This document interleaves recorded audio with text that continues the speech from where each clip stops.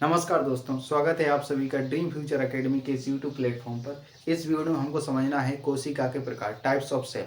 इससे जस्ट पहले वाली वीडियो में हमने कोशिका के अंग वगैरह के बारे में सब कुछ पढ़ा दिया था। तो चलिए स्टार्ट करते हैं कोशिका के प्रकार। कोशिका दो प्रकार की होती है, एक होती है प्रोकैरियोटिक और एक होती है यूकैरियोटिक। तो ध्यान समझे इसका मीनिंग क्या होता है। देखो, प्रो मतलब होता है प्राचीन, ऐसी सेल जिनका न्यूक्लियस, जिनका केंद्रक क्या हो चुका है, प्राचीन है, उन्हें बोलते हैं प्रोकैरियोटिक। देखो यहाँ पर एक शब्द मिलेगा कैरियोटिक। कैरियोटिक मतलब होता है न्यूक्लियस। क्या होता है? न्यूक्लियस। और न्यूक्लियस क्या होता है? ये सेंटर में क्या कहा जाता है? न्यूक्लियस कहलाता है, उसे बोलते हैं कैरियन। क्या कहा जाता है? कैरियन। और प्रो मतलब होता है प्रिमिटिव।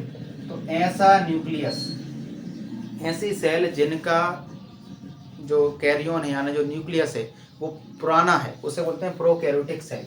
इसके एग्जाम्पल क्या आएंगे? इसमें एग्जाम्पल आएंगे जैसे बैक्टीरिया हो गया, वायरस हो गया, इसके क्या आएंगे? एग्जाम्पल आते हैं, बैक्टीरिया वायरस इसके आते हैं। और ऐसी सेल जिनका कैरियन, जिनका न्यूक्लियस पूरी तरह विकसित हो चुका है, वो कहलाते हैं यूकैरियोटिक। जैसे ह्यूमन बीइंग, जैसे एनिमल, जैसे प्लांट, ये सब किस में जाते हैं? यूकैरियोटिक में आते हैं। तो अपन लोग किस में आते हैं? यूकैरियोटिक में। और बैक्टीरिया वायरस किस में आते हैं?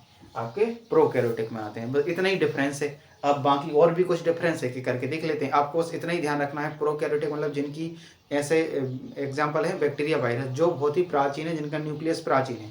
और यूकैरियोटिक मतलब जो डेवलप्ड हो चुकी है। बस इतने में आपका काम हो जाएगा। बाकी ये सब जो लिख रहे हैं, ये जो थोड़ा डिटेल में है, आप चाहें तो उसको देख सकते हैं, नहीं तो आप स्किप करके आगे बढ़ें। देखो, एक प्रोकैरियोटिक क्या कहलाती हैं? प्रारंभिक कोशिकाएं कहलाती हैं। और ये कैसी कहलाती हैं? सुविकसित कोशिकाएं होती हैं, ये फुली डेवलप होती हैं। अब देखो और भी समझो, और डिफरेंस होते हैं। ये क्या होती हैं? जो प्रोकैरियोटिक सेल होती हैं, उनकी जो केंद्रक झिल्ली होती है, केंद्रक झिल्ली, इसमें देखो केंद्रक के बाहर जो अपनी सेल होती है उसके केंद्रक के बाहर एक झिल्ली पाई जाती है, जिसे बोलते हैं केंद्रक झिल्ली, इंग्लिश में बोलते हैं न्यूक्लियर मेम्ब्रेन। तो इसमें न्यूक्लियर मेम्ब्रेन प्रोकैरियोटिक में अब्सेंट होती है। क्या होती है? अब्सेंट होती है। साथ ही साथ इसके अंदर एक न्यूक्लियोलस भी पाया जाता है, मतलब जिसे बोलते हैं, इसके अंदर एक केंद्रिका पाई जाती है, न्यूक्लियोलस बोलते हैं इंग्लिश में। तो ये न्यूक्लियोलस भी क्या होता है? इसमें अब्सेंट होता है, ध्यान रखना। तो देखो पहला डिफरेंस क्या है? ये प्राचीन है, ये डेवलप्ड है। दूसरा क्या है? इसके अंदर जो न्यूक्लियस है उसकी मेम्ब्रेन नहीं पाई जाती, साथ में इसके अंदर एक और तत्व पाया जाता है जिसे बोलते हैं केंद्रिका, न्यूक्लियोलस। ये भी क्या होता है? अब्सेंट होता है। किसमें? इन कोशिकाओं में, प्रोकैरियोटिक। और इनमें क्या होगा? प्रेजेंट होगा। दो कंसेप्ट में आ गए। तो एक है प्रारंभिक, एक है विकसित। इनमें झिल्ली अब्सेंट रहती है और इनमें झिल्ली प्रेजेंट होती है। बस झिल्ली अकेला ध्यान रखो, बाकी कोई ध्यान नहीं करना।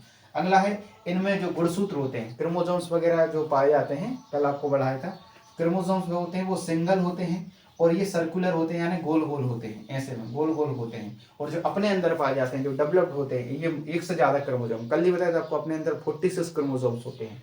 तो इनमें 46 क्रोमोसोम पाए जाते हैं और ये एक से ज्यादा हो सकते हैं, बहुत ज्यादा हो सकते हैं, सॉरी 46 में एक से ज्यादा कई हो सकते हैं। इनमें राइबोसोम 70S। अब राइबोसोम के दो प्रकार होते हैं, एक होता है 70S और एक होता है 80S। एस मतलब होता है सिडबर्ग यूनिट। तो इसकी खोज करी थी तो पीपीटी, परसिपिटेशन मतलब कितनी मात्रा में राइबोसोम बैठता है, उसके हिसाब से राइबोसोम के दो प्रकार होते हैं, एक राइबोसोम 70S और एक होता है 80S। तो आपको इतने डिटेल में नहीं जाना, आपको इतना ध्यान रखना है, इसमें राइबोसोम 70S होते हैं, इसमें कितने होते हैं? 80S होते हैं। अगला देखते हैं, जो इनमें कोशिका जो विभाजन होता है वो नॉर्मल विभाजन हो जाता है, एक फिजन के द्वारा। विखंडन, विखंडन वाला होता है जैसे ये मार्कर है, इसके टुकड़े कर दो, दो टुकड़े, तो ये टूट के इसके दो भाग हो गए, तो ये विखंडन कहलाता है। तो अब देखो और एक होता है बडिंग। बडिंग मतलब मुकुलन, ये हाइड्रा में होता है। हाइड्रा में क्या होता है कि हाइड्रा में एक प्लांट बॉडी रहती है, उससे टूट के उसके बच्चे, मतलब पेरेंट बॉडी से उसके जो ऑफस्प्रिंग होती है, संतान, वो बन जाती हैं। तो ये हाइड्रा में होता है, पढ़ाएंगे आगे जाके। तो सेल डिवीजन कैसे होता है? कोशिका विभाजन हम पढ़ाया था क्या होता है, इसमें विखंडन के द्वारा होता है, मुकुलन के द्वारा। और अपने अंदर जो होता है वो पूरी तरह वेल डेवलप्ड होता है, जिसे बोलते हैं मियोसिस और माइटोसिस। मियोसिस और माइटोसिस आपको पढ़ाएंगे, अर्धसूत्रीय और समसूत्रीय विभाजन इसे बोलते हैं, इसको डिटेल में अपन पढ़ेंगे, ठीक है। और ये भी बता देंगे आपको। तो ये होगा आपका प्रोकैरियोटिक और यूकैरियोटिक कोशिका में अंतर। चलिए अब देखते हैं पादप कोशिका यानी प्लांट सेल और एनिमल सेल में क्या डिफरेंस है। पहला डिफरेंस ये होता है कि जो प्लांट सेल जो होती है वो होती है किस प्रकार की? ये चौकोर होती है, ध्यान रखना। ये कैसी होती है? चौकोर होती है। पहले हम बता देते हैं, रेक्टेंगुलर शेप होती है। और जो जंतु कोशिका होती है वो सर्कुलर शेप होती है। पहला डिफरेंस ये आप लिख लेना, हमने यहाँ नहीं लिखा है। तो पहला डिफरेंस क्या है? प्लांट सेल रेक्टेंगुलर होती है, चौकोर टाइप की, और ये सर्कुलर होती है, ध्यान रखना। दूसरा, प्लांट सेल जो होती है इसके अंदर जो न्यूक्लियस पाया जाता है वो थोड़ा साइड की ओर होता है, इस साइड होता है न्यूक्लियस, जानते हो, केंद्रक जिसे बोलते हैं। और एनिमल सेल में बिल्कुल सेंटर में पाया जाता है न्यूक्लियस, क्लियर है। इसके अलावा वैक्यूल्स जानते हो आप लोग, वैक्यूल्स हमने आपको बताया था जो स्टोरेज का काम करते हैं। प्लांट में जो वैक्यूल्स पाए जाते हैं वो बड़े होते हैं और कम संख्या में होते हैं। बड़े होते हैं क्योंकि प्लांट को पानी की स्टोरेज की ज़्यादा जरूरत होती है। इसमें वैक्यूल्स क्या होते हैं, बड़े होते हैं और कम मात्रा में होते हैं। जबकि एनिमल सेल में वैक्यूल्स छोटे होते हैं और ज़्यादा मात्रा में होते हैं। अभी बताएंगे डिफरेंस, ठीक है। इतना क्लियर है आपको। अब देखो, अब यहाँ पर सेल वॉल की बात करते हैं। प्लांट में सेल वॉल होती है कि नहीं बताओ। प्लांट सेल में सेल वॉल प्लांट में होती है और जंतु कोशिका में एब्सेंट होती है। तो इसमें होती है, देखो यहाँ सेल वॉल को बोलते हैं कोशिका भित्ति। आप लोग हिंदी वाले लिखते जाना, ये आधार है किस आधार पे हम दोनों में डिफरेंस कर रहे हैं। तो बताओ, प्लांट में सेल वॉल होती है, जंतु कोशिका में सेल वॉल नहीं होती। न्यूक्लियस होता है कि नहीं बताओ। प्लांट सेल में होता है, लेकिन कहाँ पर होता है, किनारे पर होता है, एकदम कोने पर होता है। और इनमें भी होता है, लेकिन कहाँ पर होता है, मध्य वाले भाग में, सेंटर में होता है, लिख लेना। अगला है न्यूक्लियर मेम्ब्रेन, मतलब केंद्रिका की जो मेम्ब्रेन होती है, केंद्रक होता है, उसमें मेम्ब्रेन होती है कि नहीं, तो होती है। इसमें भी होती है और इसमें भी होती है। ये सेल है और सेल के अंदर एक केंद्रक, केंद्रक के अंदर मेम्ब्रेन होती है, दोनों में होती है। बस प्रोकैरियोटिक में नहीं होती, अभी बताया प्रोकैरियोटिक सेल में नहीं होती। तो पहला डिफरेंस, सेल वॉल होती है, इसमें नहीं होती। ये पादप लिखा प्लांट। न्यूक्लियस होता है इसमें, लेकिन किनारे पर होता है, इसमें सेंटर में होता है। इसमें न्यूक्लियर मेम्ब्रेन होती है, इसमें भी होती है, दोनों में होती है। उसमें क्लोरोप्लास्ट, बताओ क्लोरोप्लास्ट पाया जाएगा। क्लोरोप्लास्ट क्या करता है, हरित लवक। और कल ही बताया था पादप जो प्लास्टिड होते हैं वो केवल प्लांट सेल में पाए जाते हैं, तो ये इसमें पाया जाएगा, इसमें एब्सेंट रहेगा। राइबोसोम, राइबोसोम सामान्यतः दोनों में उपस्थित होते हैं। राइबोसोम क्या होते हैं, सामान्यतः दोनों में उपस्थित होते हैं। वैक्यूल्स की बात करें तो अभी बताया था वैक्यूल्स क्या होते हैं, प्लांट सेल में होते हैं, लेकिन कैसे होते हैं, बड़े होते हैं और कम होते हैं। बड़े होते हैं और कम होते हैं क्योंकि स्टोरेज काम करते हैं। और इनमें वैक्यूल्स होते हैं पर छोटे होते हैं, छोटे होते हैं और बड़े ज़्यादा मात्रा में होते हैं। नंबर इनके क्या होते हैं, ज़्यादा, क्योंकि छोटे छोटे ज़्यादा हो जाएंगे। लाइसोसोम की बात करते हैं तो इसमें भी प्रेजेंट होता है और इसमें भी प्रेजेंट होता है लाइसोसोम। इसके अलावा एक और सबसे बड़ा डिफरेंस होता है, इसमें हमने नहीं लिखा है, आप लिख लेना, फोटोसिंथेसिस। इसमें फोटोसिंथेसिस होगा, प्रकाश संश्लेषण प्लांट में और एनिमल में नहीं होता।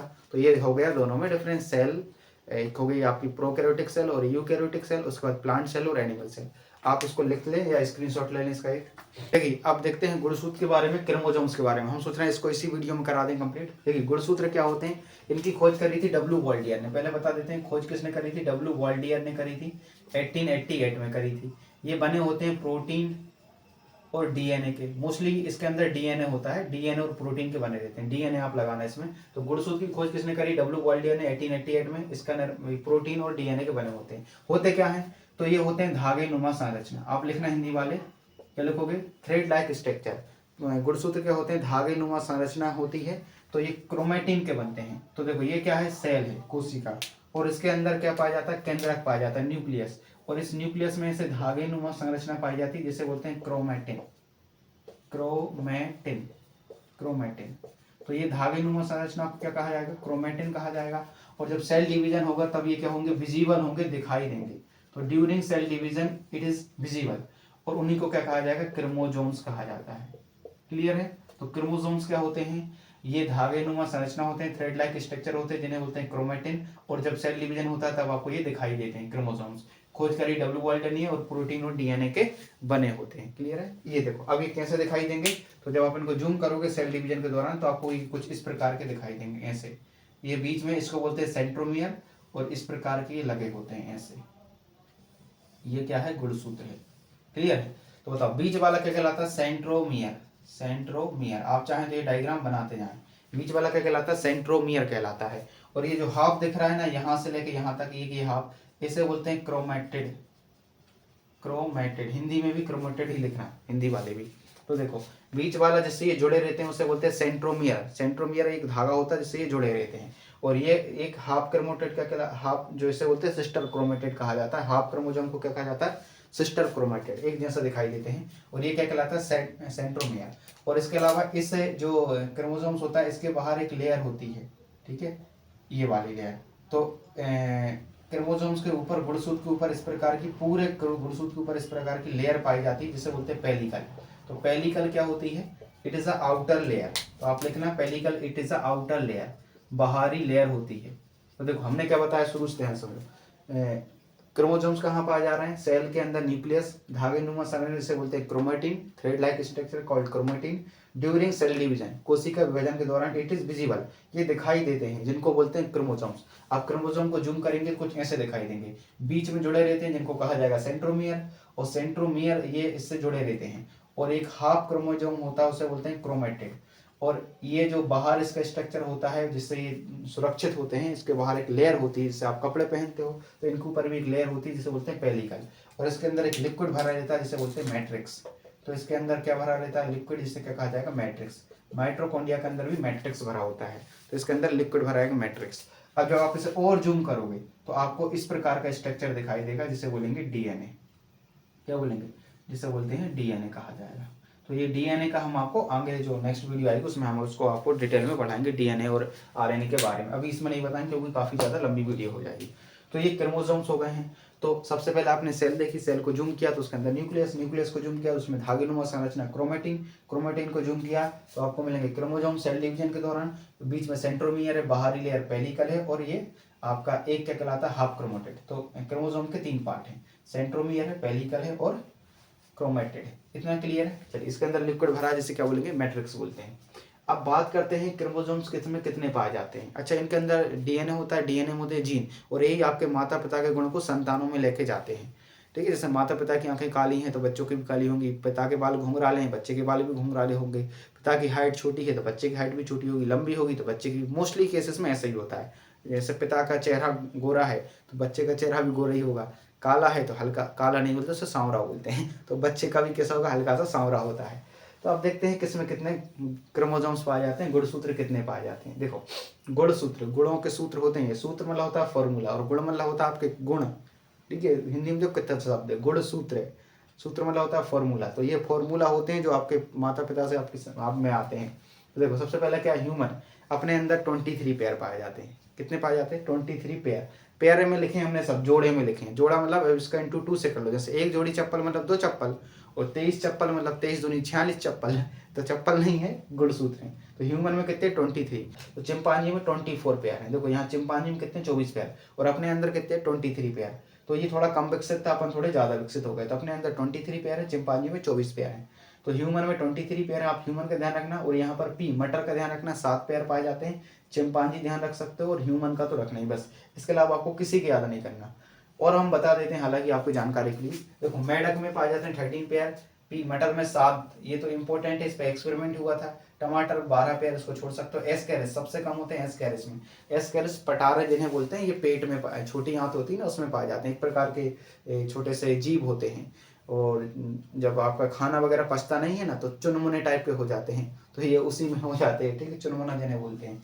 तो एस्केरिस में एक जोड़ी पाया जाता है, मतलब सिर्फ 2 पाए जाएंगे। पिजन, कबूतर में 40। तो हिंदी वाले लिख लें, मानव, मेढक, मटर, टमाटर, एस्केरिस को एस्केरिस बोलेंगे, पिजन कबूतर, चिंपांजी बता दिया। हॉर्स घोड़ा, घोड़ा में 32 पेयर पाए जाते हैं, 32 दूनी 64। उसके बाद बीट, गेहूं, गेहूं में 21 जोड़े पाए जाते हैं। तो ये कुछ गुणसूत्र हैं जिनको आपको लिख लेना। आप इसका एक स्क्रीनशॉट ले लीजिए, आप इसको लिख लीजिए। इसके बाद जो नेक्स्ट वीडियो रहेगी उसमें हम आपको आगे का जो बचा कुचा है वो पोर्शन पूरा कंप्लीट करा देंगे। Thank you.